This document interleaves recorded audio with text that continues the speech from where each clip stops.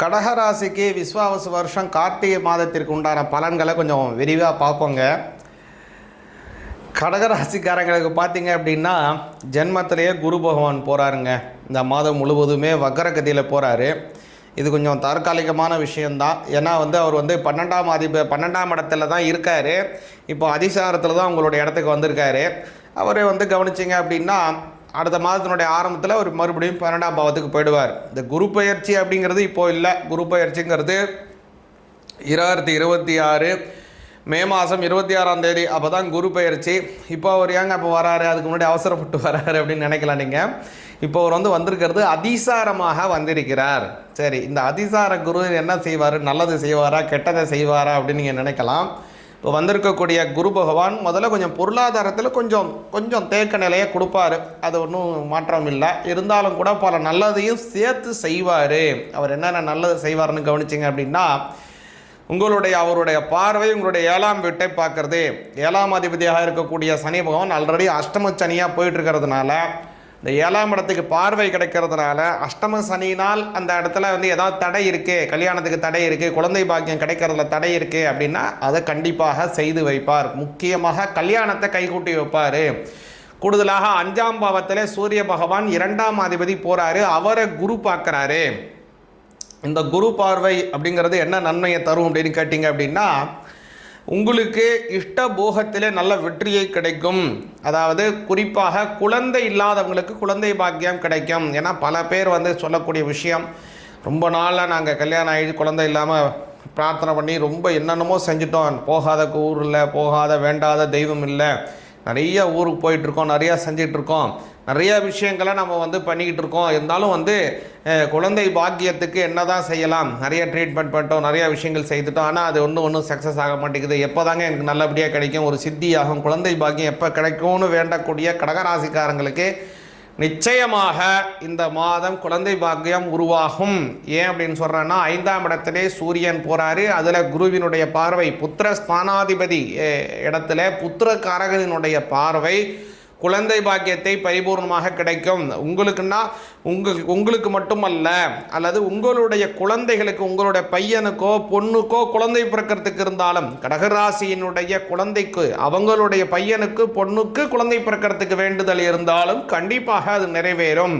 அதனால் உங்களுடைய வம்சம் விருத்தி அடைவதற்கான ஒரு நல்ல வாய்ப்பை இது ஏற்படுத்தி உருவாகுது.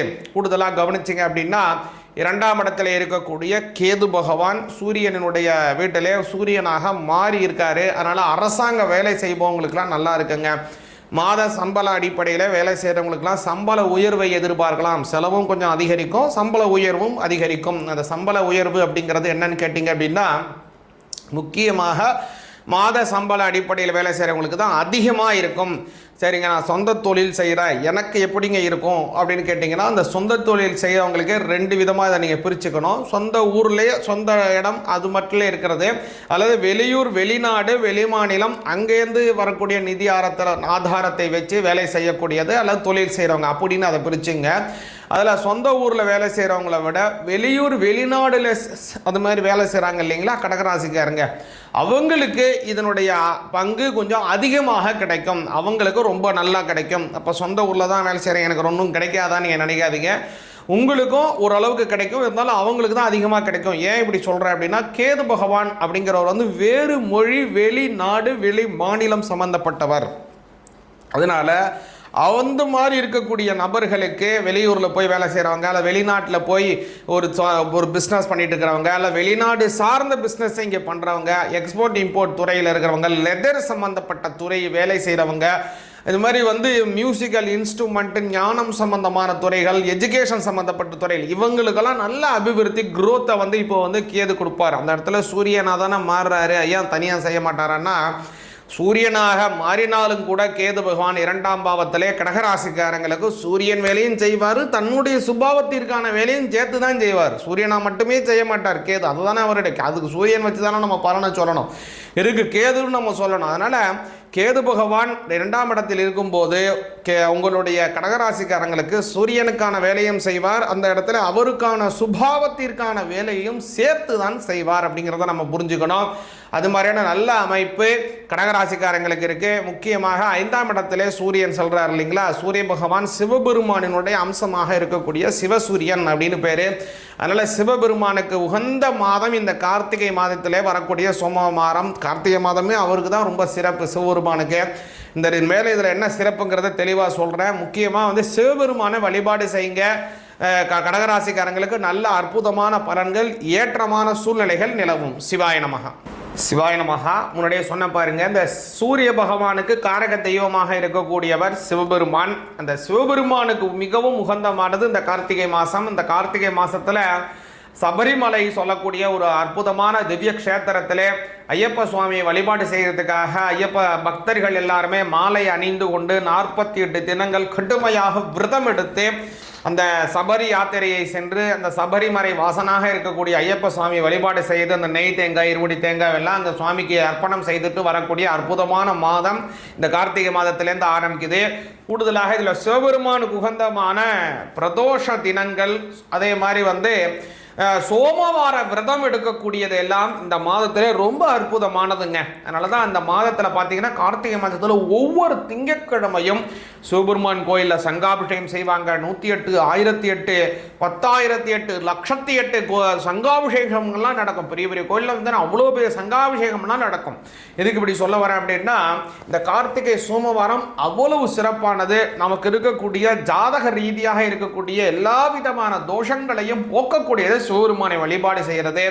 அதனால் இதில் மாதத்தில் கவனிச்சிங்கன்னா இந்த கார்த்திகை மாதம் முதல் நாளே சோமவாரம் தான். அதே மாதிரி இந்த கார்த்திகை மாதத்தோட கடைசியிலையும் சோமவாரம், 5 சோமவாரம் வருதுங்க. கார்த்திகை 17, அதாவது கார்த்திகை 1, 8, கார்த்திகை மாதம் 15, 28, 29. உங்களுக்கு புரிகிற மாதிரி நான் சொல்கிறேன். அதாவது 17ஆம் தேதி November 17, November 24, December 1, December 8, December 15 அப்படின்னு வரக்கூடிய எல்லா நாட்களுமே இந்த கார்த்திகை மாதத்தினுடைய சோமவாரம் வருது. இந்த 5 தினங்கள் மிக முக்கியமானது. சிவபெருமான வழிபாடு செய்யுங்க. அதில் இன்னொரு சிறப்பு என்னன்னா, இந்த கார்த்திகை மாதத்தினுடைய முதல் நாள் என்னன்னு கேட்டிங்கன்னா, அது திங்கட்கிழமையிலேயே வரக்கூடிய பிரதோஷம்.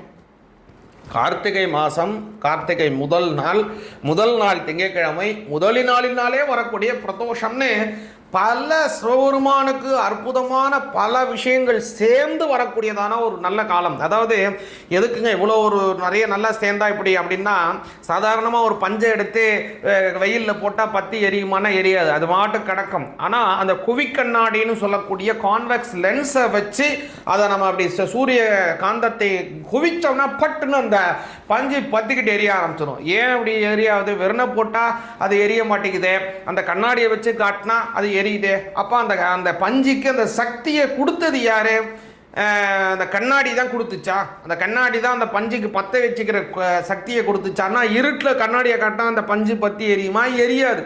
அப்போது சூரியனில் போட்டால் தான் அது எரியுது. அப்போது அந்த சக்தியை கொடுத்தது யாரு அப்படின்னா, அந்த கண்ணாடி இருக்கக்கூடிய சக்திகளை குவிக்குது. இருக்கக்கூடிய சக்திகளை குவிச்சு கொடுக்கறதுனால அந்த குவிக்கண்ணாடி சக்தியை குவித்ததுனால் அது ஒரே இடத்துல அதனுடைய சக்திகளை குவிச்சதுனால பற்றிக்கிட்டு எரியுது. அதே மாதிரி தான் இப்போ சிவபெருமான் எல்லா நாளும் கும்பிடலாம், எல்லா நாளுமே கும்பிடலாம். ஏன் நீ கும்பிட்டாதான் நல்லதா, அன்னைக்கு கும்பிட்டா கெட்டதானா? அப்படி கிடையாது. எல்லா நாளும் கும்பிடலாம். ஆனால் எல்லா நாளிலும் கும்பிட்டாலும் அது குறிப்பிட்ட நாளிலே அதனுடைய வாங்கக்கூடியதான சக்தி நமக்கு அதிகமாக கிடைக்கும். நல்லா புரிஞ்சுங்க. பௌர்ணமி தினத்தான் போய் கிரிவலம் சுத்தமா எல்லா நாளும் போய் சுத்தக்கூடாதுன்னா சுத்தலாமே. ஆனால் அன்றைய தினம் நீங்கள் போய் சுற்றுனீங்கன்னா இறைவனினுடைய அனுகிரகம் நமக்கு கிடைப்பதற்கு நிறைய பாக்கியம் அதிகமாகுது அப்படிங்கிறத நீங்கள் புரிஞ்சுக்கணும்.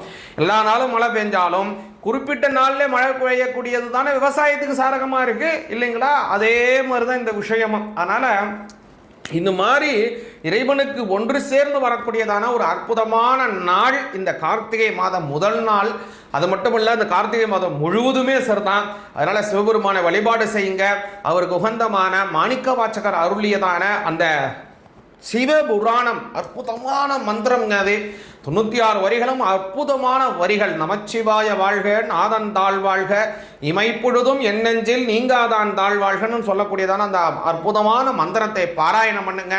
மகோன்னதமான நல்ல பலன்கள், குடும்பத்திலே நல்ல சுபிக்ஷங்கள், வாழையடி வாழையாக வம்ச அபிவிருத்திகள், குழந்தைகளுக்கு நல்ல கல்வி, திருமணமாக வேண்டியவர்களுக்கு நல்ல திருமண பாக்கியம், நல்ல வம்ச அபிவிருத்திகள், ஏற்றமான சூழ்நிலைகள், குடும்பத்திலே மன மகிழ்ச்சி, உத்தியோகிகளுக்கு ஸ்திர உத்தியோகம், வியாபாரிகளுக்கு தன கோடி கோடி லாபங்கள் ஏற்படட்டும். சிவாய நமக.